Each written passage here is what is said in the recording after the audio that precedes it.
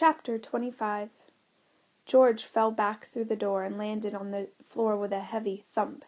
This time the journey back from outer space to Eric's library had seemed to suck all the breath out of him, and he had to lie on the floor for a few seconds, panting, before he could get up. When he staggered to his feet, he hoped he would see Eric hurtling through the doorway behind him, but instead all he saw was the outline of the door, which had become faint and wavy. It seemed to be fading into nothing. He yelled out, "Eric!" but got no reply. A millisecond later, the door vanished entirely. "Cosmos!" shouted George, undoing his glass space helmet. "Quick, Cosmos! We have to get—" But as he turned around to face the mighty computer, he had his second great shock. Where Cosmos should have been, there was just a spaghetti tangle of colored wires and an empty space. Looking wildly around the room, George saw that the library door was ajar.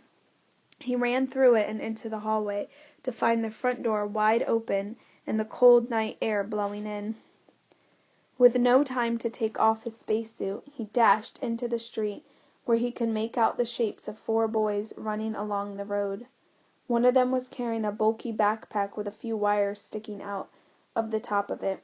George hurried after them as fast as he could in his heavy suit. As he stumbled along, familiar voices drifted back to him on the wind. "Be careful with that," George heard Ringo shout. "Beep, beep," came a noise from the backpack. "Unlawful action, unauthorized command." "When's it going to shut up?" shouted Tank, who was carrying the backpack. "How come it can speak when it isn't even plugged in?" "Help! Help!" came the mechanical voice from the backpack. "I am being kidnapped. I am the world's most amazing computer. You cannot do this to me. Alarm! Alarm!" "It'll run out of battery soon," said Whippet. "Unhand me, you villains," said the voice inside the backpack. "This bouncing around is bad for my circuits." "I'm not carrying it any further," said Tank, coming to a sudden halt. George immediately stopped in his tracks. "Someone else can take over," he heard Tank say. "All right," said Ringo in a menacing voice. "Give it to me. Listen up, little computer. You will shut up for the rest of the journey, or I will take you to pieces bit by bit until you are just a big pile of microchips." "Eek," said the computer. "Do you understand?" said Ringo in fierce tones. "Of course I understand," said the computer snottily. "I am Cosmos, the world's most amazing computer. I am programmed to understand concepts so complex that your brain would explode if you were even to—" "I said," snarled Ringo, opening the top of the backpack and speaking down into it, "shut up! Which part of those 2 words don't you get, you moron?"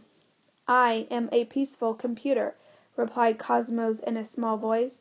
"I am not used to threats or violence." "Then be quiet," replied Ringo, "and we won't threaten you." "Where are you taking me?" whispered Cosmo. "To your new home," said Ringo, shouldering the backpack. "Come on, gang, let's get there." The boys set off at a run once more. George staggered after them as fast as he could, but he was unable to keep up. After a few more minutes he lost them in the foggy dark night. There was no point in running any further. He couldn't tell which way they had gone. But even so, he felt sure he knew who had asked Ringo and his friends to break in and steal Cosmos, and knowing that was the first step to finding the supercomputer again. As Ringo and the boys ran off into the night, George turned and walked back to Eric's house, where the front door was still wide open. He went in and headed straight for Eric's library. Eric had told him to look for the book. But which book? The library was full of books. They stretched from floor to ceiling on the shelves. George picked out a large, heavy volume and looked at the cover.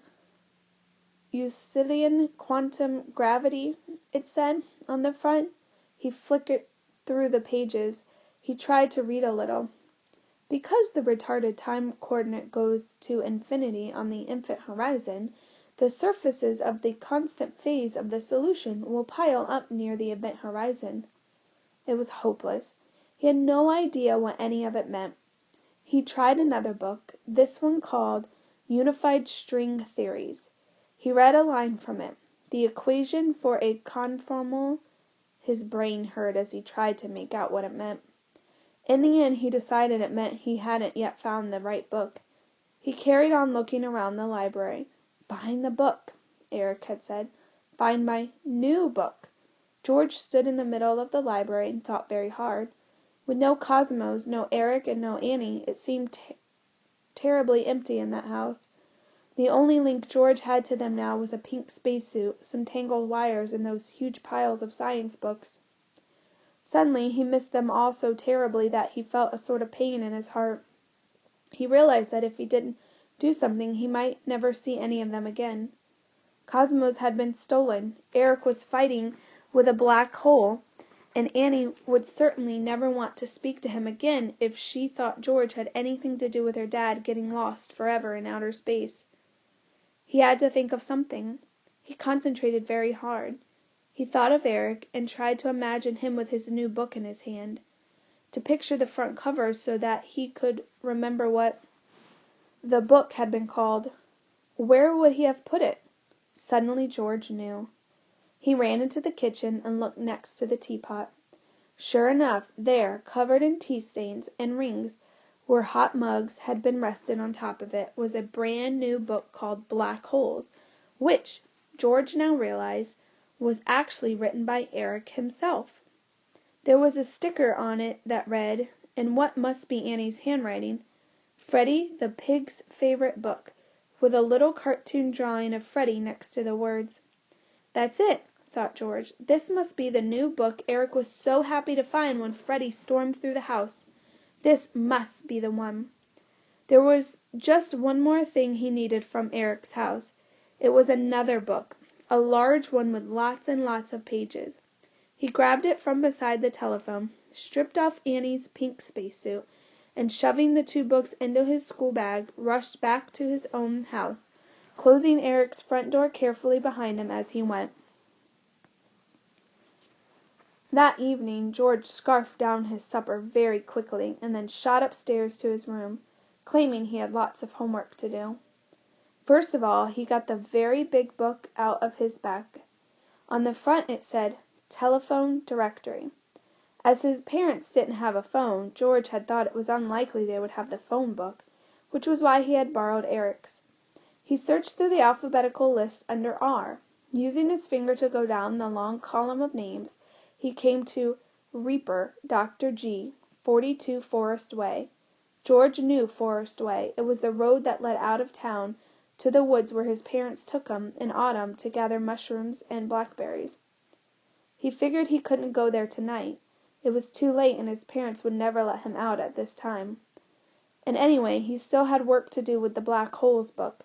First thing in the morning, though, he'd go to Dr. Reaper's house on his way to school. By then he hoped he would have a plan. He put down the phone book and got Eric's Black Holes book out of his bag, desperately hoping it would hold the information he needed to rescue Eric. Every time he thought about Eric, which was about once every 3 minutes, he felt awful. He imagined him alone and frightened in outer space, not knowing how to get back, with a black hole trying to drag him into its dark belly. George opened the book and read the first sentence of Page 1. We are all in the gutter, but some of us are looking at the stars, he read. It was a quote from the famous Irish writer Oscar Wilde. George felt it was written specially for him. He was indeed in the gutter, and he knew for sure that some people were looking at the stars. So he kept on reading, but that first sentence was the only one he understood. Next he read, in 1916, Karl Schwarzschild found the first ever analytical black hole solution to Einstein's equation. Ah, he groaned to himself. The book was in a foreign language again. Why had Eric told him to look for this book? He didn't understand it at all, and he had written it. Yet every time Eric had told him about science, he made it sound so simple and so easy to understand. George felt his eyes tearing up. He failed them, Cosmos, Annie, and Eric. He lay down on his bed with the book in his hand as hot tears ran down his cheeks. There was a knock at the door, and his mom came in. "Georgie," she said, "you look very pale, honey. Are you feeling ill?" "No, Mom," he said sadly. "I'm just finding my homework really difficult." "Well, I'm not surprised." His mom had picked up the Black Holes book, which had fallen out of George's hand and onto the floor. She looked through it. It's a very difficult textbook for professional researchers. Honestly, I'm going to write to the school and tell them this is ridiculous. As she spoke, a few pages fluttered out from the back of the book. "Oh, dear," said George's mom, collecting them up. "I'm dropping your notes." "They're not mine?" George was about to say when he stopped himself. At the top of one of the pages George read, "My difficult book made simple for Annie and George." "Thanks, Mom," he said quickly, grabbing the pages from her. "I think you've just found the part I need. I'll be fine now." "Are you sure?" said his mom, looking very surprised. "Yes, Mom," George nodded furiously. "Mom, you're a star. Thank you." "A star?" said his mom, smiling. "That's a nice thing to say, George." "No, really," said George earnestly, thinking of Eric telling him that they were all the children of stars. "You are." "And don't you work too hard, my little star," George's mom told him, kissing him on the forehead. George was smiling now, so she went off downstairs to put another batch of lentil cakes in the oven, feeling a lot happier about him. As soon as his mom left the room, George jumped off his bed and gathered together all the bits of paper that had fallen out of the back of the Black Holes book. They were covered in spidery handwriting and little doodles and numbered pages 1 to 7. He started to read.